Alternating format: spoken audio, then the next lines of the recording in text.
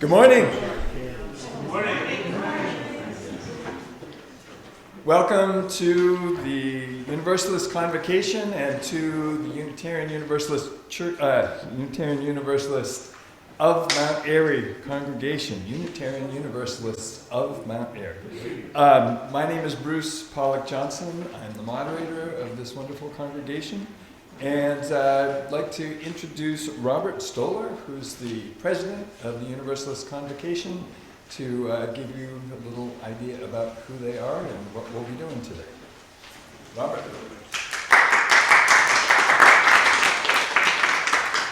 Good morning. Well, it's nice to see some friendly faces and some new faces at these wonderful convocations. And I'm not going to tell you that much about this because I don't want to steal anybody's thunder from later on in the program. And I want to thank the people here at Mount Airy for having this wonderful building available for us. And speaking of the wonderful building, Universalist Herald, so I read about this place. And you could, if you had a Universalist Herald, you could read about it too. And so the one thing I wanted to say is, as I digress, is inflation. And so where this piece of land, about maybe an acre or so, was purchased for $17,000 in 1936 or so. So I did the inflation adjuster, and so it's $162,000 for this piece of property today. And some church that was back in the day, in the article, you can read yourself, was I think purchased for $17,000. So that's $610,000 today, adjusted for inflation. And I know a lot of people really need to understand inflation. And what I like to say is everything remains the same cost. It just costs more money because of inflation. And that's a signal that my time is about up.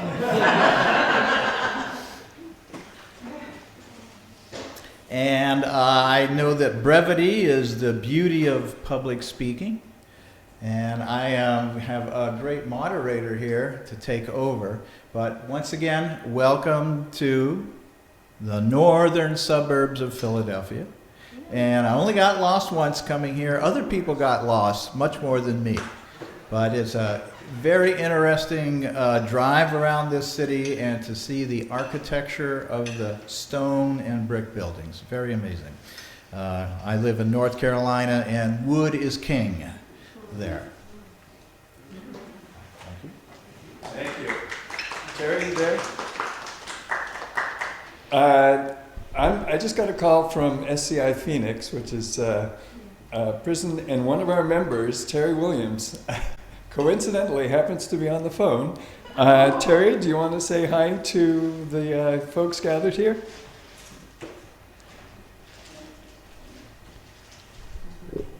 Try saying. Can you hear me right now? Yeah. Can you hear? Terry. Hi, Terry. I did hear him. I'm glad I could hear him. I hope they said, hi, everybody. Hi, Terry. Wow, that sounds like many people right there. You're right. We got about 40 people here. Oh, many people in attendance. I guess you can't talk right now, but good guess. I will be talking about you a little bit later, though. Okay, cool. Yes, give everybody my love, and please include me. But did Linda get the Mother's Day message? I sent email. Oh, I don't think so.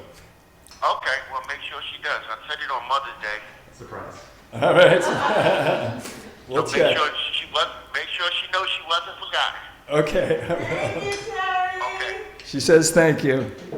Oh, okay. I'm glad everybody can hear me. Wow. Okay, I'll call a little later. Okay, Fill thanks. me in on what happens today. We'll do that.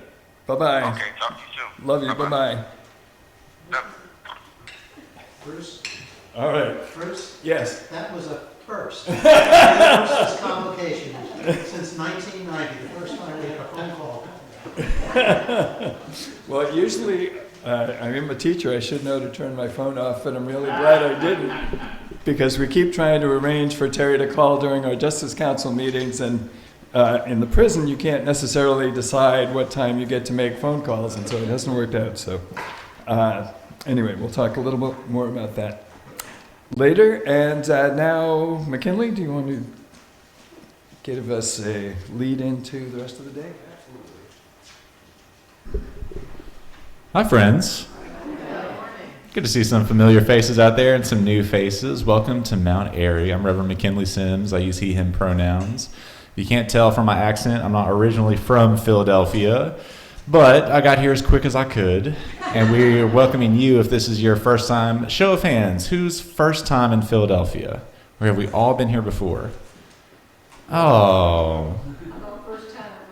First time in Mount Airy. All right. We are so glad y'all are with us. A couple of things about our building and about how things will work best today. One, if you are here in our sanctuary, we are recording internally everything that's going on, and we do have a microphone at the top of the sanctuary that picks up a little bit of what is happening in the sanctuary. But if you have a question that you want to ask of any of our speakers, we are asking politely, and then I will demand that you use a microphone to ask your question so that it can be picked up by our audio feed and so that everyone can hear you clearly. Even if you are like me and have a big booming voice and you think that you don't need a microphone, you do. So I will ask politely a few times, and then I will demand that you use a microphone when you're asking here. Secondly, I will demand that if you need a restroom, they're at the rear of the sanctuary and down the stairs to your right, or down the handicap accessible lift to your left. There are 2 bathrooms at the bottom of the stairs on our basement level. And there are also 2 restrooms through this door, whichever stage left or right that is, down a couple of sets of stairs, little stairs, still on this first floor over in the Hale Hall side of the building. So if you need a restroom, that is where they are. Let's see if there's anything else I'm supposed to tell you. I can say that if you press the handicap button on that door to the bathroom, Yes. over there, it stays open quite a long time. Yes. So Dave is saying if you press the handicap button on the bathroom over there, it does take a long time to close. Just be patient. If you're in a real emergency, use the other one. If you just need the door to open and close. That's great. All right, friends. So here in Mount Airy, the history of this neighborhood is one of integration and one of different peoples from different places coming together and forming a community that is lifted up as a model of diversity, both socioeconomic and racially, here not only in Philadelphia, but also across the nation. And this congregation also follows that history of changing and transforming over time and growing into this place that we are today. And we are so glad to welcome you into being part of our community, even if it is just for today. We like to say we thank you for making us us. So can we take a moment wherever we are, and we're going to light a chalice here in our sanctuary. I'm going to ask you just to settle in and take a few breaths. With whatever you brought into this place, you can let it go for an hour or 2. Whatever you need to pick up from this place, we hope that you find it and carry it with you outside of these walls. We thank you for making us us. And we invite you to bring your whole self to this gathering. May this time be one of spiritual renewal, of intellectual stimulation, of beloved community and love with a capital L that moves in, beyond, and through each of us. In the name of that universal love, say amen. Amen. Thank you, friends, and welcome.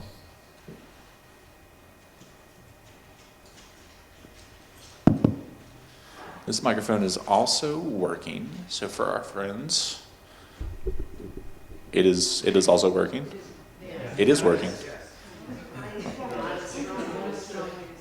We can adjust the volume on this one, but if I can hear it with my bad ears, I know it's working.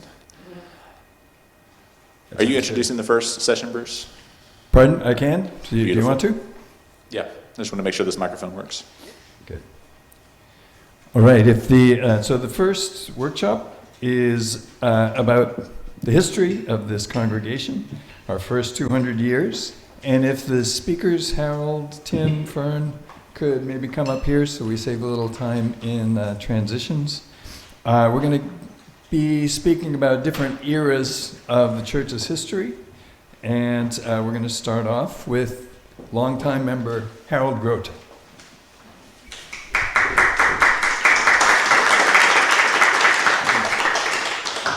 I'm Harold Grote. I have been a member here since 1971. And I'm going to talk about how we got here. A special meeting of the Board of Trustees of the church was held on Friday, September 4th, 1936, at the home of moderator Wilmer Suplee. And he lived at 3216 North 17th Street in Philadelphia. So we have 1, 2, 3, 4, 5, 6, 7, 8 board members getting together at the moderator's place. Reporting for the treasurer, the moderator reported a balance of $3.40 in the treasury. The moderator reported briefly concerning the financial setup at this time, stating that we owed the pastor several weeks of salary and that present immediate income would not cover this item. Reporting for the building committee, C.W. Gabel Jr. stated that the committee had entered into an agreement to buy the lot at northwestern corner of Gorgas Lane and Stenton Avenue, right here, for the price of $7,500, and that $750 had been paid on account of the purchase price at the time of signing the agreement. Settlement to be September 15th. This is 1936. At the time, FDR had just begun his second term as president. And Germany had just been presenting the Olympics in 1936 in Berlin. The United States was coming out of a depression. FDR was implementing his works programs, etc.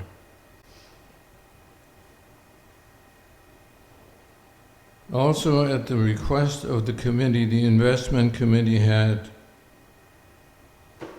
the Gerard Trust Company for the DEMA Fund transfer $750 to the account and issue the check to the order of the sellers of the lot. Also, that Mr. J. Roy Carroll Jr. had been employed as architect. So the short of this is that 1 year later, so this meeting was on September 4th.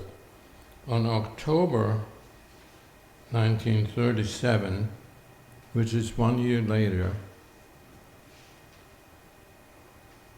the first meeting of the trustees was held in this building, which was dedicated on the 27th of September 1937. That's how we got here.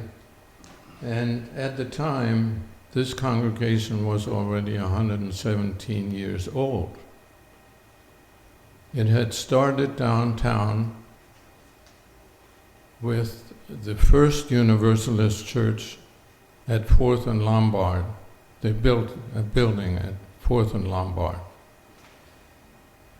The second Universalist Church split off from that first one, and at first, the first couple of years met in municipal buildings that really didn't belong to the church, but occupied temporarily and held its meetings there. Over the 117 years, there were 3 other locations, one on Callow Hill Street. 2 years later, they moved to a building they got from the 10th Street Methodist Church at, well, must have been 10th Street. And then constructed a building at Master Street, and then eventually bought this lot, as I described. Questions? Okay. Can you tell us anything about how this sanctuary is built? Anything else about the sanctuary building? Well, let me say that the history was very well described by Bill Dykeman, and I don't know how many of you have seen this, but one of the things about the sanctuary, it contains a lot of, well, J.Y. Carroll was 22 years old. He was so he was basically out of school. He excelled in his class, and so he was picked because he was considered to be at the top of his profession. He was elected to be president of the chapter of the American Institute of Architecture of the Philadelphia chapter, then the state of Pennsylvania Society of Architects, and eventually became president of the national chapter as well. When the addition was added with the educational classrooms, he did not get the job of designing that because there was one contemporary of his actually born the same year as he was. So these were young men. Harold Wagner designed the addition, which J.Y. Carroll was disappointed, but agreed that it was a fitting addition. At the time, Harold Wagner was also at the top of his profession, and he was specializing in religious buildings. So this sanctuary itself has a lot of Christian symbolism built into it, beginning with the cruciform floor plan, the rose window, the history window, the cross at the gable of the building,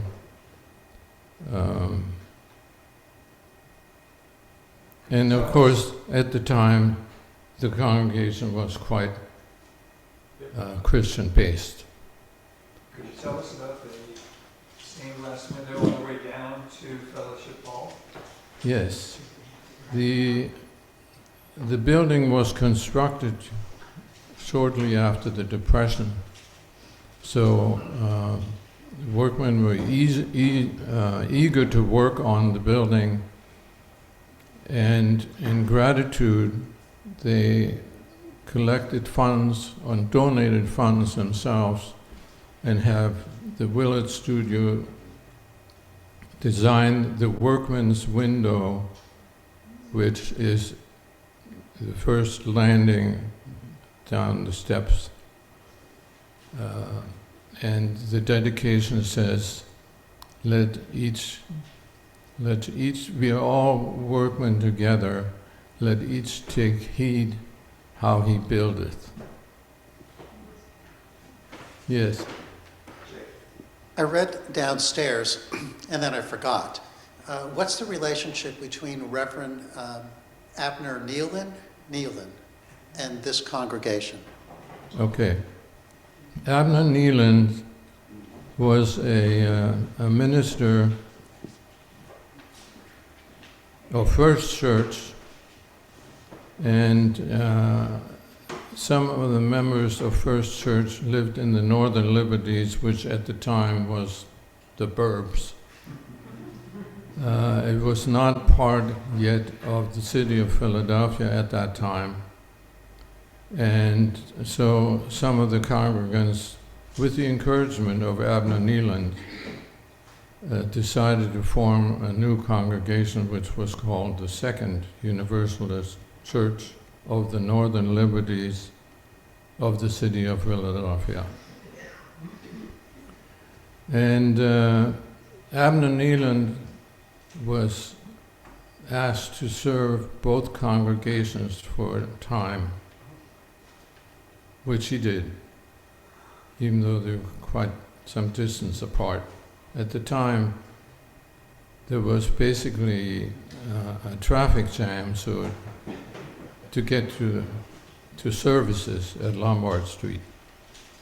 And so to serve both of them, they had to have services at different times, which they did. And what else can I tell you? Abner Nealon, of course, the congregation was not particularly affluent, so part of his time was spent helping his wife with her millinery shop. And he also was interested in language. He devised a dictionary and I think even perhaps an alphabet. But, okay. Thank you, Harold. Thank you, Harold.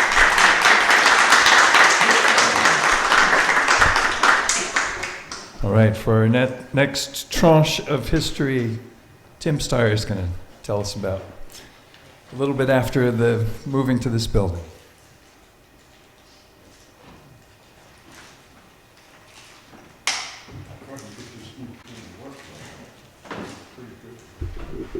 All right, here we go.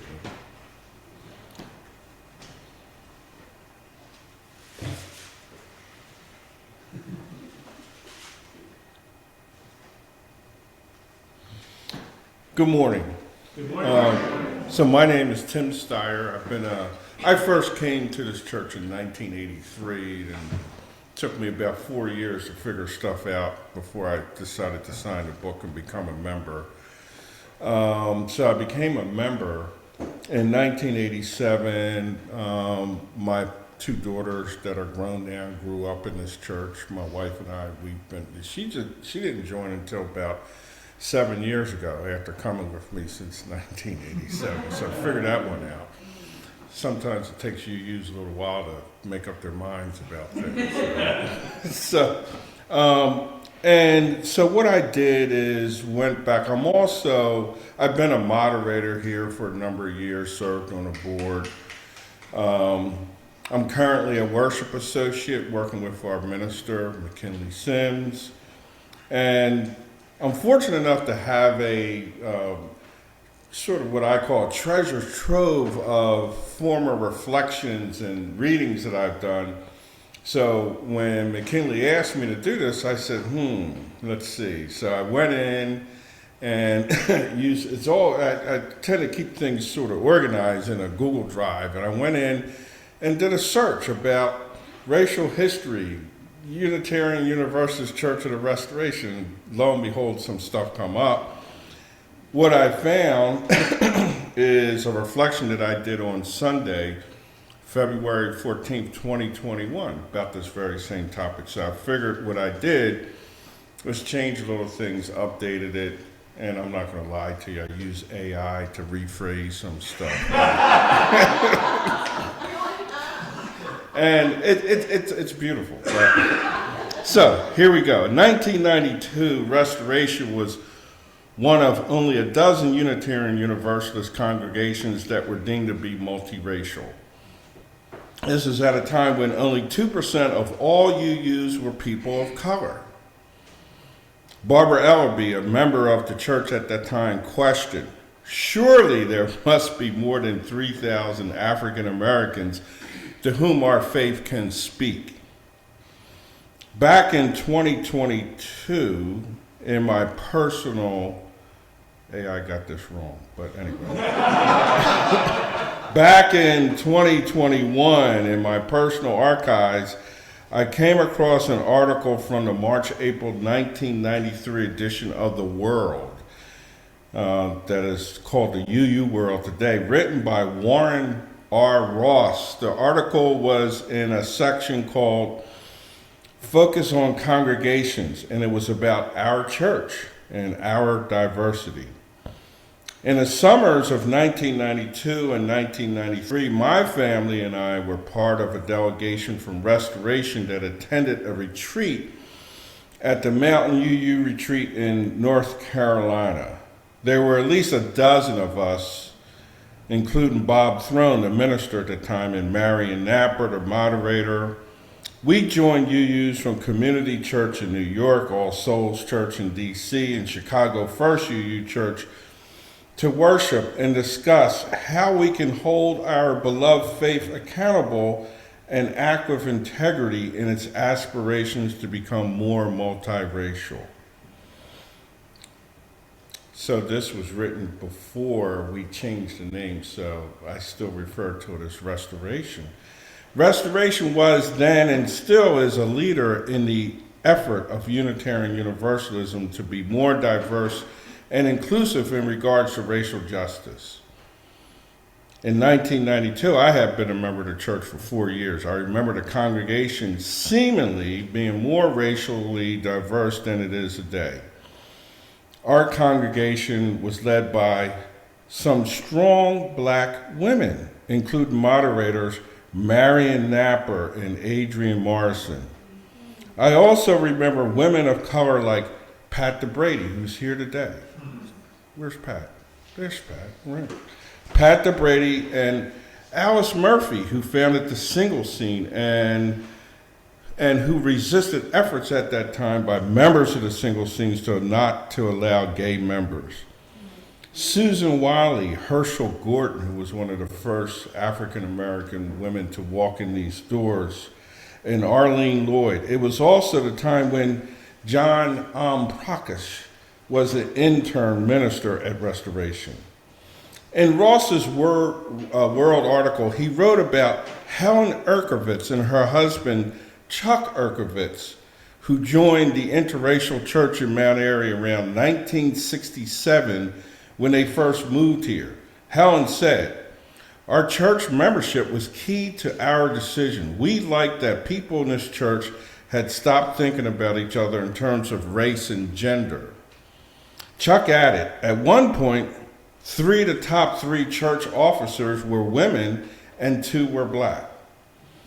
During those times, as the World article by Warren R. Ross points out, there were also unpleasant memories.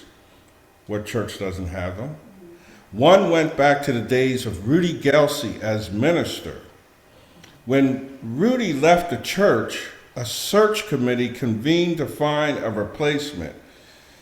At the last minute, a black candidate surfaced, and one of the church's most active African American members wanted the candidate to be interviewed. That led to a very embittered church meeting, and we lost some of our black members. That was in 1969, and the memory and pain lingered all the way to the 90s. Incidentally, a similar situation happened at Restoration almost 40 years later that also led to the exodus of not just black members, but also some white members. Herschel Gordon and her husband were the first black couple to join our congregation in 1961. McKinley had told me that in his research, she said when she came in here, when she first came in, the whole time she was here, nobody spoke to her. Herschel was here during the ministry of Reverend Rudy Gelsey, who was the minister from 1964 to 1969. It was during the ministry of Rudy Gelsey that our congregation became more diverse. Rudy Gelsey also became active in the community, leading the fight against blockbusting and co-founding East Mount Airy Neighbors, a major community organization that still exists today.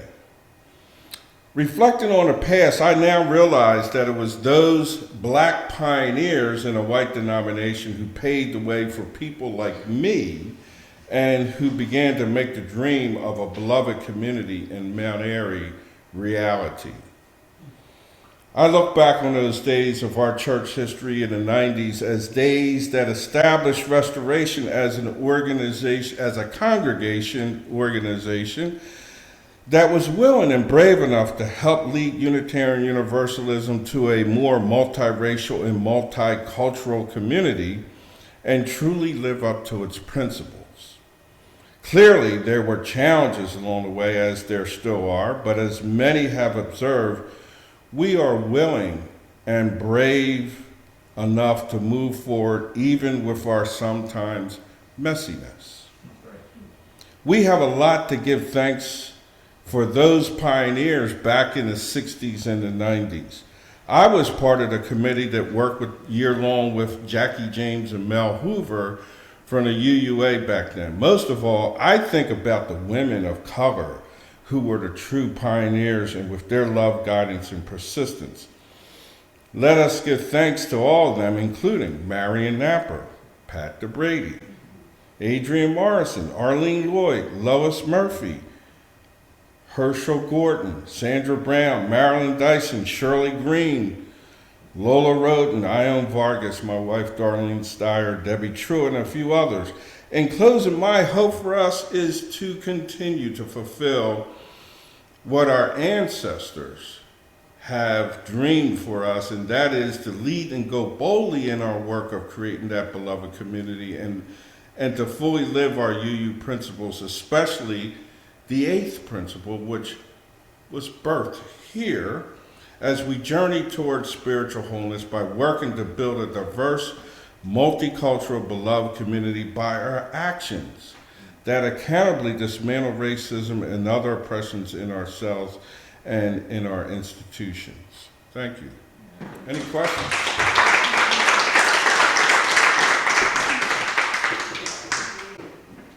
Can we use microphones? Hmm? Sam, do you want to talk about? Let's do one question for now, and then we can, there. And then we'll have more questions at the end. So my question is, what initially made this area specifically a diverse area that brought about the tradition from 1820 to now? I mean, was it because there was a settlement in the area, a grouping of people, or what? Yeah, good question. And I also know a lot about the area, did some historic work. So historically, and by the way, in this area was the first declaration against slavery. I think it was in 1619 by the Quakers, about a mile or so up the road, right? One of the things that's really unique about Mount Airy, Germantown, which was, Harold talked about Northern Liberties being the suburbs. Well, back in those days, up here was like another, yeah, right? It was, the only thing that connected us to the city was the railroads. But it has always been, I would say, a center or a mecca for, liberal values, I would say. And, one of the things, there's a lot of denominations up here, a lot of churches, right? But when we talk about, it's a center for abolitionism. And it's always, that's the history of the area. But there was an effort back in the 60s, and this was happening not just in Mount Airy, but all over the country where realtors were telling white people, you better sell your property because those black people are coming in and the property values are going to drop, right? And it was the efforts of minister here, Reverend Rudy Gelsey, who went out and started fighting against that and organized the community. You know, I gave a talk to some members of another church, First United Methodist Church of Germantown, about the very same thing. You know, I'm biased. You know, I says, if it wasn't for Rudy Gelsey, a lot of us wouldn't be here. You know, so the community has had since then has had the reputation of being very multicultural and very diverse. I'd say less today because, you know, it's always been diverse in terms of, you know, gender and black and white, but we're not as diverse as including some other ethnic groups. Any other questions? I think when we save more questions for Okay, cool, thank you. and all of our presentations. Let's thank Tim. Thank you, Tim. And another long-term member, Fern Culhane, who I know a lot of Convocation folks know from her active participation in Universalism around the country. Fern's going to talk about the next era. Fern?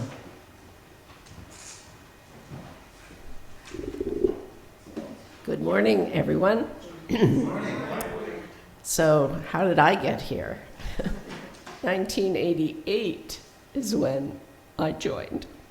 And I didn't know about this church, but my parents, after we moved into Philadelphia, my parents, who live in Reading, Nelson and Caroline Simonson, said, "Oh, you need to go to Restoration. That's the church for you." And it has been. So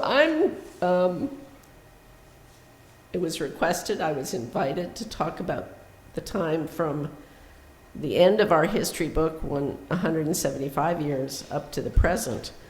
And luckily for all of you, the church members have been working on a document which has a ton of information. So I will just be sharing some highlights of the last 25, 30 years.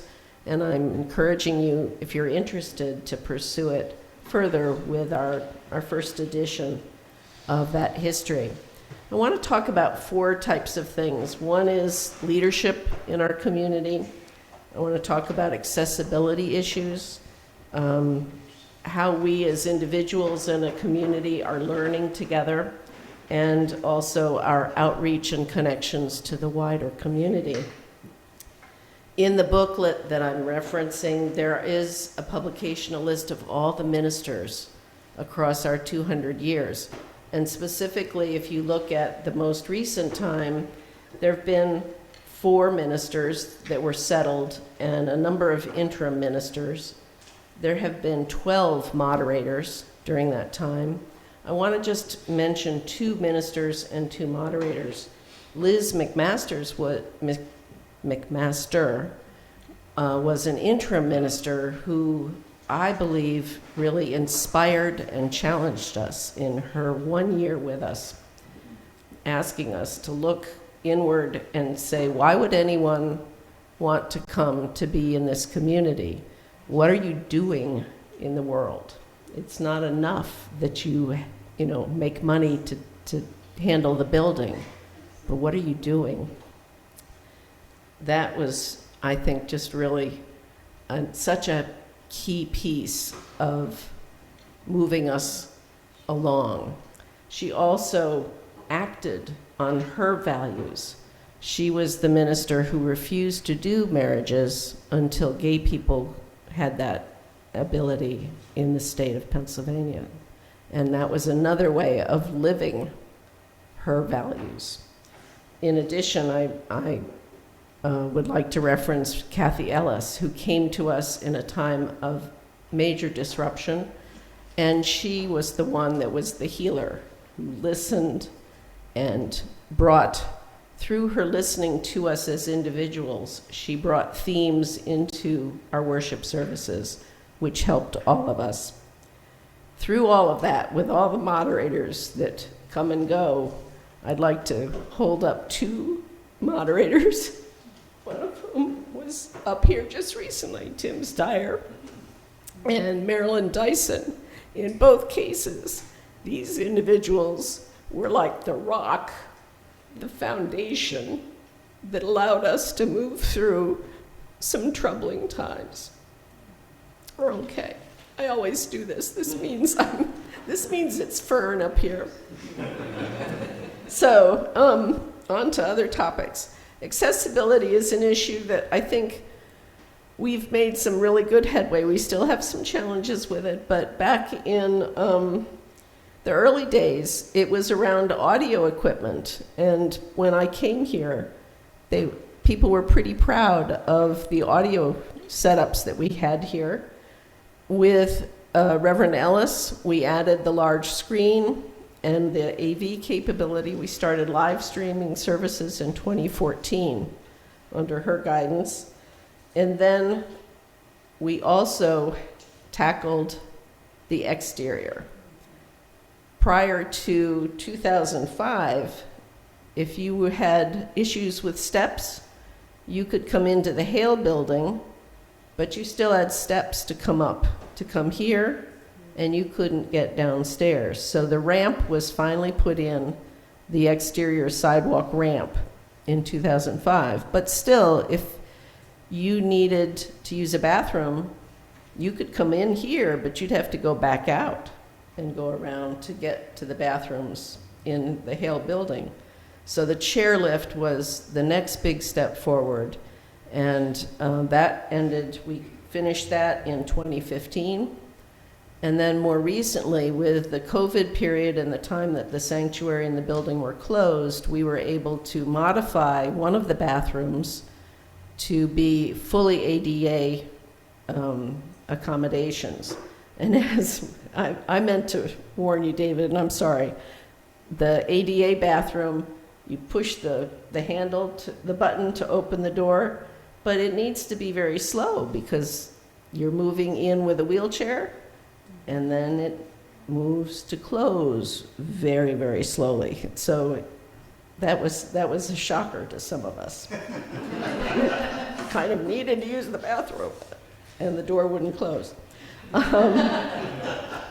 In terms of outreach and connections to our community, churches do these kinds of things all the time. Restoration had a nursery school here using the Hale building through the week. And when it was started, there were a number of church members living within walking distance of this facility. So they wanted their own nursery school. So that was in 1972. By the time I came along in 1988, there were no members of the church families using the nursery school. But it still was a wonderful place through the benefits of the church. The budget supported it. They were not paying us rent. They helped out where they could, but they paid their teachers really well because of that. And so they had longevity of teaching staff. It was an excellent nursery school. But with the stresses of financial burdens, both for them and for us, in terms of upkeep, the sexton care, the materials, we needed to ask them to help out. And over time, it became clear that it just wasn't going to work. So unfortunately, or fortunately, I think things do change. It closed in 2002. But we've always had things like the used book sales, the flea markets. Tim mentioned the single scene, winter clothing drives. Those types of things, I think, are common to lots of UU churches. One of the important community connections that we've had for many years is with a group called PIN at the time. It used to be Philadelphia Interfaith Housing Network. It's now part of Family Promise. And up through 2020, we were an active participant where people that are homeless but identified as having that ability to, with some minor support, to get back to being in their own homes, would live in the church and then have that be for a temporary time. And so we did that with the help of other institutions that would help us with meals, but we were so proud of moving forward to having a shower. But unfortunately, that COVID period forced PIN to readdress how they were handling things. So we're still in a state of waiting to hear how we might connect with them in the future. Jazz Vespers have been with us off and on. Tim Stiers has been really key to those activities. At times we've run issue-based film series for the church and the neighborhood. Our Black Lives Matter Vigil started in August of 2014, and that's been a every week continuously held vigil. We've connected with two organizations. UU Plan was its original name. Pat DeBrady and Arnold Bradford were involved in the creation of that organization. It is a legislative action network, UU based. It's now called UU Justice PA. And here locally in Philadelphia, Power, which is a multi-faith organization of all sorts of congregations working together for Philadelphia. And then our most recent one is the Mount Airy Community Fridge and Pantry, which is set up outside here in the portico so that 24 hours a day, 7 days a week, people can access food when they need it. That has highlighted another accessibility issue for us. We've recognized there's steps to come up to the fridge, or you can use the ramp and get close, but then you have to step off the cement and work across some rather limited flagstones. So that's our next challenge, is to fix that so that we're truly accessible there as well. Finally, self-education. We, I think, like most UU communities, are very involved in learning and growing to become our best. And Tim mentioned the trip to Mountain. I think the Mountain, that was a seminal experience that a small group experienced, but it had repercussions and waves of impact to our congregation. Jubilee is another program that we began to participate in and to sponsor across the years.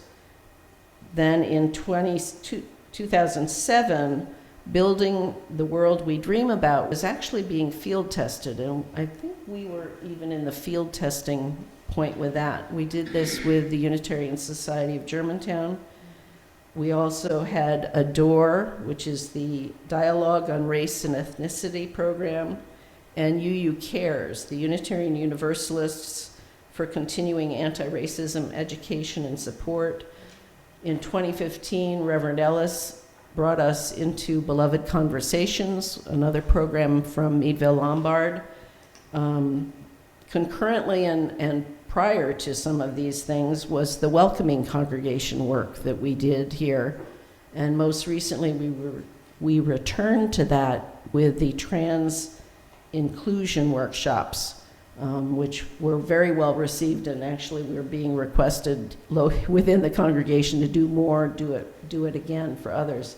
That hit right with COVID, so it had to be moved from being done in person to online. And now currently we've begun another Meadville Lombard program called Beloved Communities, and we're in the part one of that. All of these things have been part of many, many activities. I'm only touching a small portion of them. Let me just check and make sure I did all of my things here. Okay. I look forward to chatting with any of you, and I encourage you to pick up a copy of our post 175 years history collection. Thank you.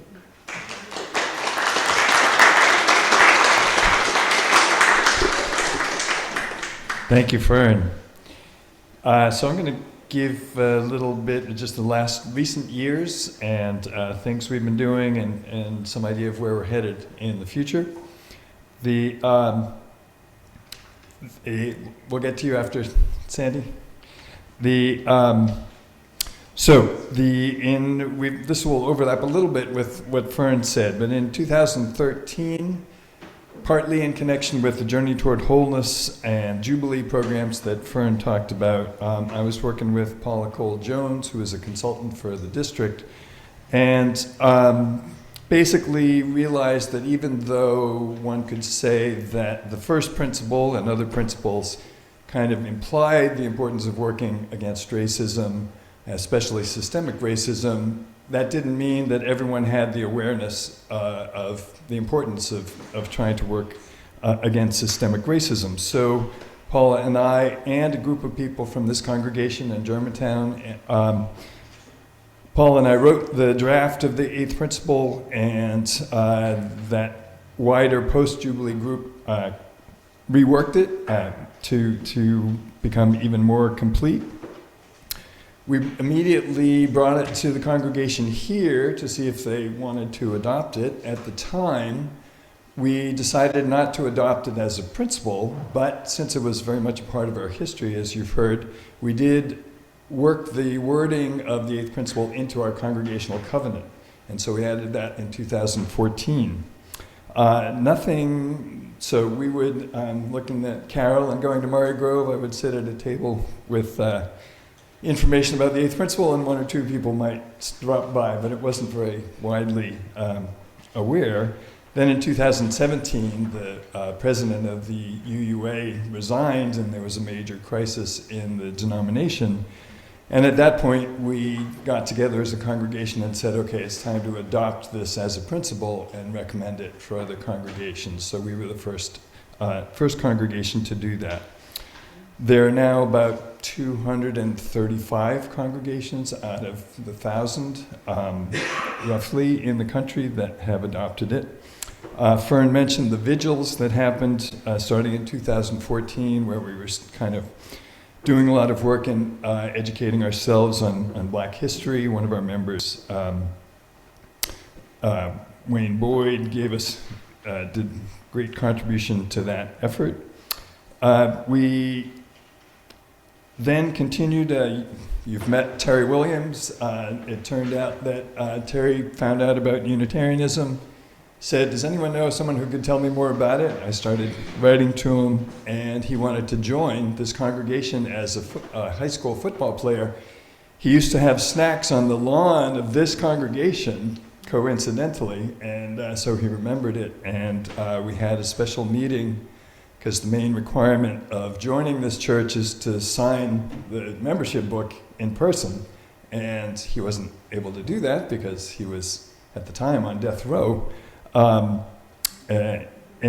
But we were able to change the bylaws. The congregation got together and changed the bylaws temporarily to allow him to sign a piece of paper that we could then insert into the membership book. And he's a member. He's even recorded messages that were little homilies for services in the past. After we adopted the eighth principle, we formed an eighth principle team to look at ways that we could be kind of looking at what we do as a congregation from that eighth principle lens. We did a survey of our members to get an idea of what kind of knowledge and understanding people had about systemic racism and other oppressions. We organized dinners for what we call dinners for eighth. We used to have dinners for eight that were social gatherings in people's homes, and we added a component of having conversations, deep conversations about race and sharing stories with each other. At around that same time, our member Linda Hansel, I think she might have just disappeared, thought that it might be good for us from an inclusion point of view to not have church in the name of our congregation, and that started a 4-year process to change our name, and that's why we used to be the Unitarian Universalist Church of the Restoration. We ended up with Unitarian Universalists of Mount Airy. After an extensive process, including the eighth principle, trying to make sure that all voices in the congregation got heard in expressing their opinions about it, and not just having a proposal and taking a quick vote about that. We then we added a tagline you might have seen on the sign outside, a spiritually diverse community open to all and committed to justice. We changed our mission statement and vision, created a new vision statement, a new covenant to represent these changes. And a year or two ago, we started working on work with reparations. Some of you who've been to General Assembly know there have been programs there. Turned out one of those programs had somebody from Philadelphia, and so I contacted him. He's a member of NCOBRA, the National Coalition of Blacks for Reparations in America. And Rashawn, that was Airy Meritazon, spoke here. We got to know them better and organized a workshop, a 6-part workshop that Rashawn Williams, the current chair of NCOBRA Philadelphia, organized, and we've been helping to raise awareness. There's a bill coming to the City Council here about creating a reparations task force that we've been helping to write to council people and other folks to make that happen. Fern already mentioned the community fridge and pantry, and one way that we look at that is in thinking about indigenous people and the land back movement. Our fridge and pantry are open to the community. There's no, you just walk up and either take things or leave things as you wish.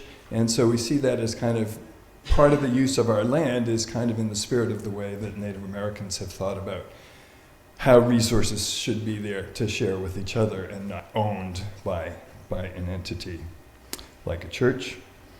We've had a change since Kathy Ellis. We've had a program called Change for Change to support different nonprofits in the community.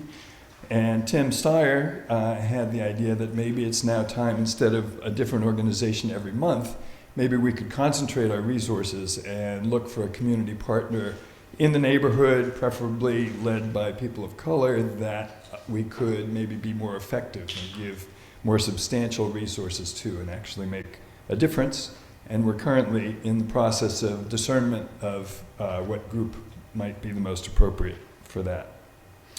As Fern mentioned, we did Beloved Conversations a while ago when it was in person here, and now there's 16 of us, both people of color and white participants, because they're in caucus groups for the new program, which is just about coming to an end, but it has a second stage, and that is to then look at, as a congregation, what are some things that could be done following up on the Widening the Circle report that came out after the president of the UUA resigned, about how to look inward and see what changes might be able to be made to remove some of the elements of white supremacy culture that exist everywhere in this country, since it's been very much a part of our society for centuries. So we're now in the process of applying. There's a 2-year program, the second stage, that we're just in the process of applying for right now. And that's kind of the direction we're seeing, continuing the work with reparations. We have a group working on our own history and what we can be proud of and what we might have to learn from and make up for that maybe was not so perfect. And I think we can, Sandy, did you want to talk about your... Pardon?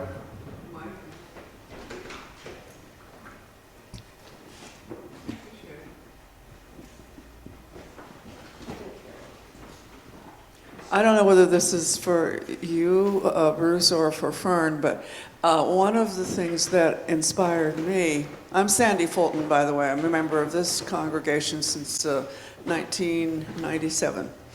And one of the things that really inspired me was our trip on a bus to go to Washington, D.C. and visit the... We're going to do talking about the history window for those who want to take a tour during the break. Okay, if that's going to come up later. Okay. Now I'm curious.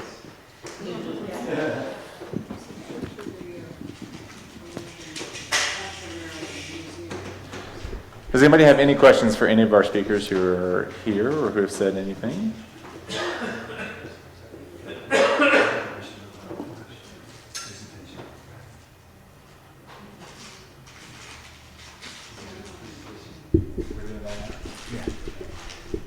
Right.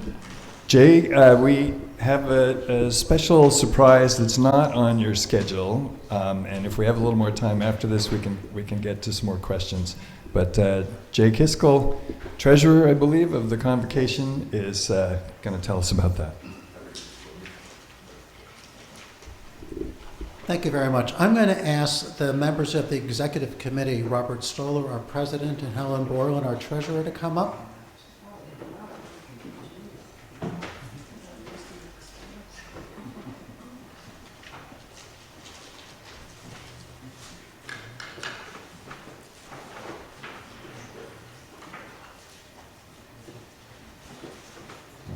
The Universalist Convocation was started in 1990 so we could learn, explore, and celebrate our Universalist history. And 6 years later, in 1996,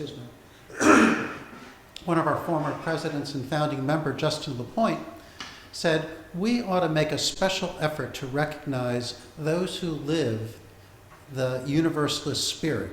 And that recognition was put forth in the Heart of Universalism Award. And we have a recipient today in this congregation. I'm going to ask Carol Haig to come forward with our recipient, please. Carol, as she's coming up, she'll be presenting the award. I want to thank... I think we'll stay right here. Carol, can you come up and at least speak to the award?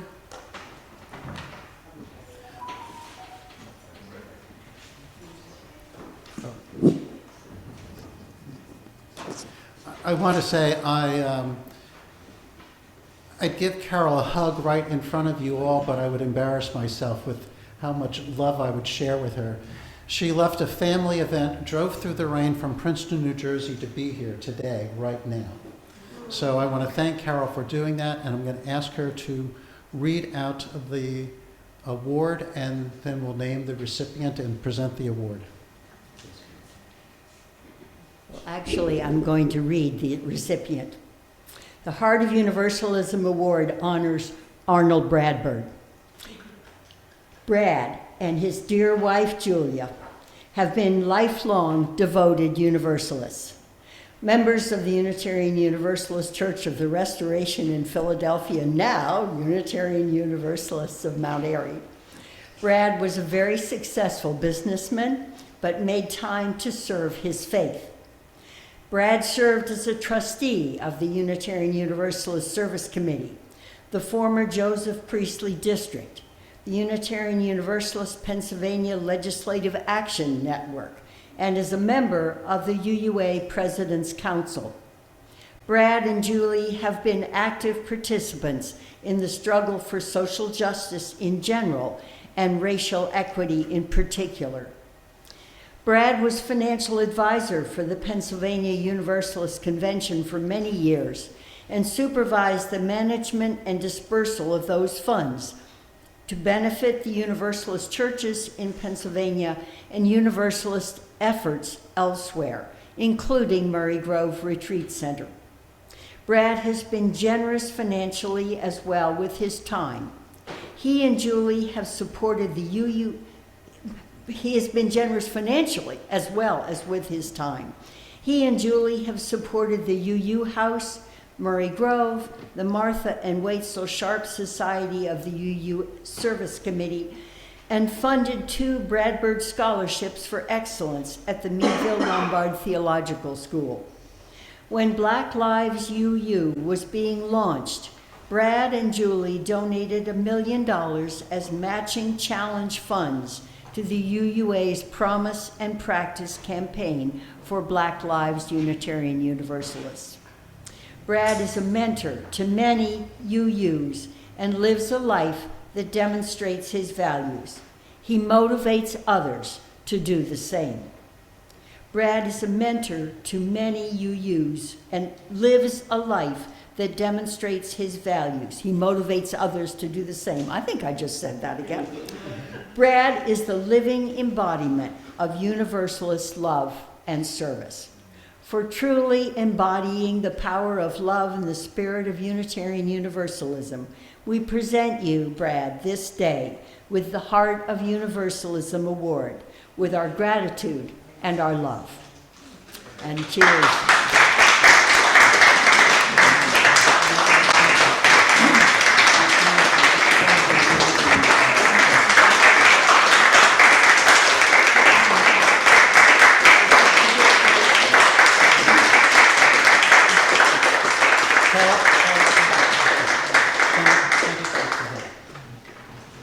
You stand up front. I'm going to ask Robert to present the award to Carol on behalf of Brad, and I'm going to hope someone can take a still picture of this for the Universalist Herald. David. Let's make this look good. Look at me. Turn it around, guys. Oh yeah. There we go. Thank you so much. Brad, thank you for your service.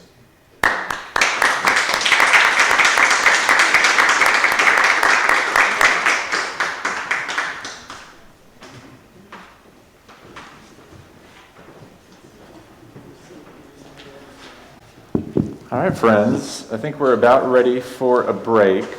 So what I'm going to invite us to do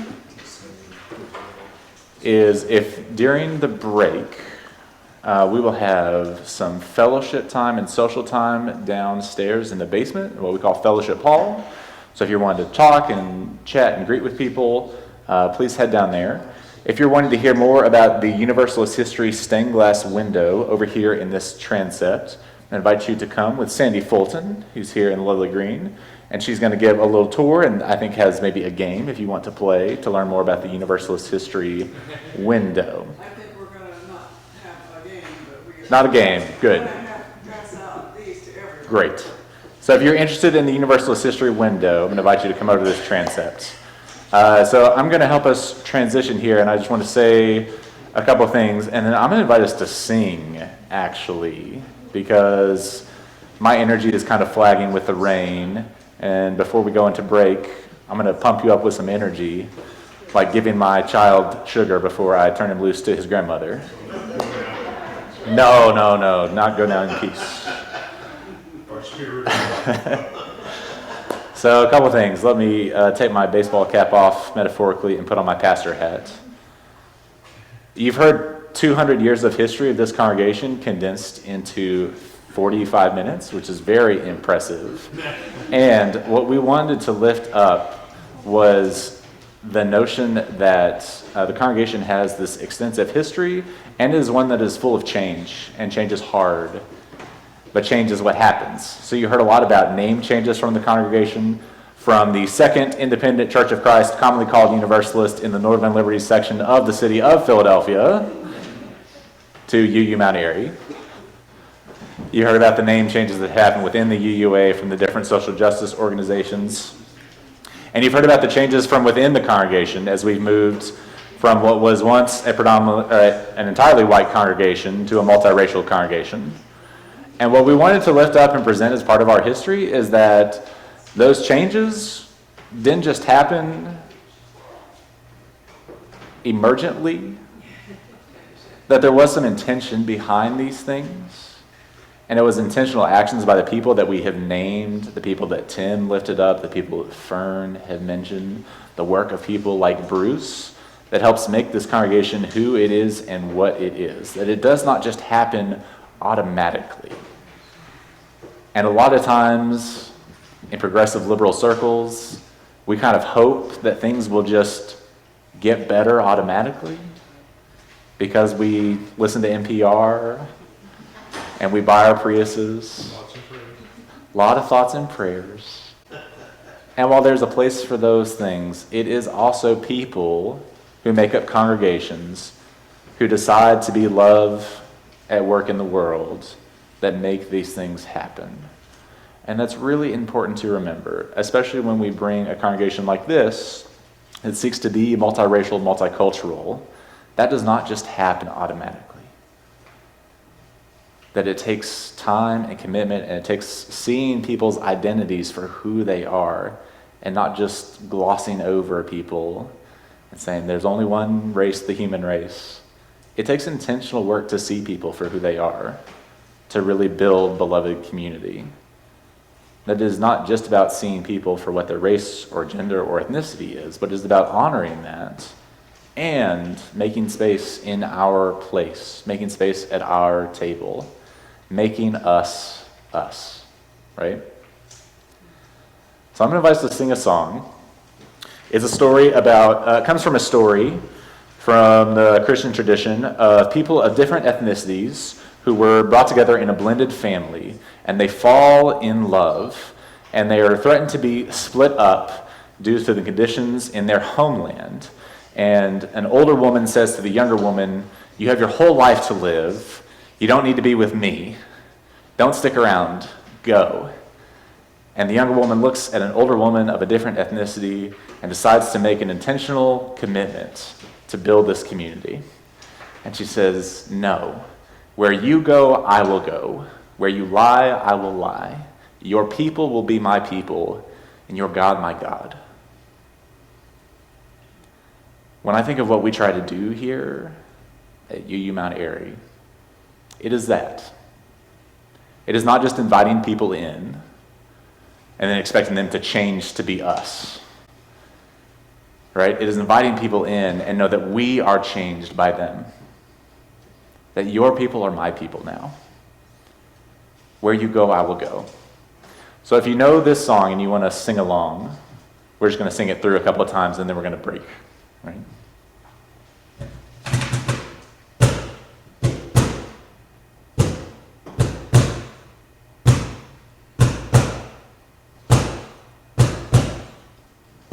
Where you go, I will go, beloved. Where you go, I will go. Can you sing that? Where you go, I will go, beloved. Where you go, I will go. Where you lie. Where you lie, I will lie, beloved. Where you lie, I will lie. Where you lie. Where you lie, I will lie, beloved. Where you lie, I will lie. And your people are my people. Your people are mine. Your people are my people. You're divine, my divine. Can we sing that together? And your people are my people. Your people are mine. Your people are my people. You're divine, my divine. Can we sing on that? Yeah, let's sing it all together. Where you go? Where you go, I will go, beloved. Where you go, I will go. Where you go, I will go, beloved. Where you go, I will go. Where you lie. Where you lie, I will lie, beloved. Where you lie, I will lie. Where you lie, I will lie, beloved. Where you lie, I will lie. And your people are my people. Your people are mine. Your people are my people. You're divine, my divine. You're divine, my divine. You're divine, my divine.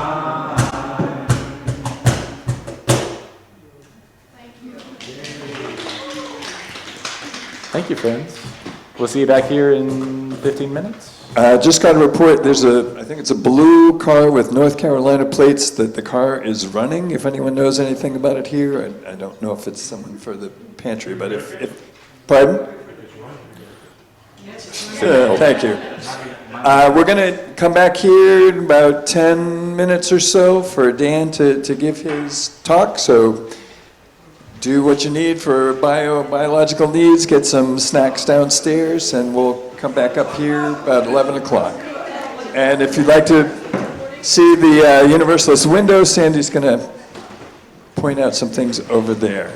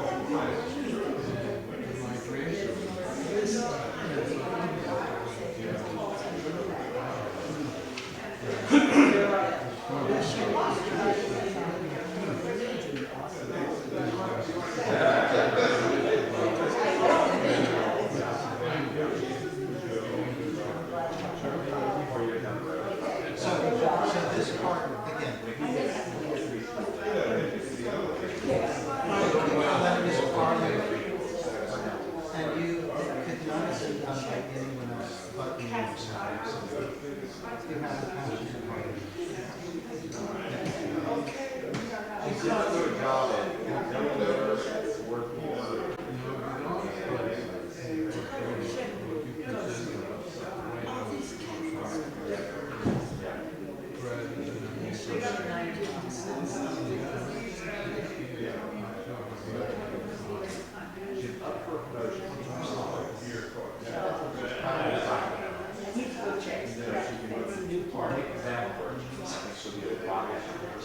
If she gets just someone.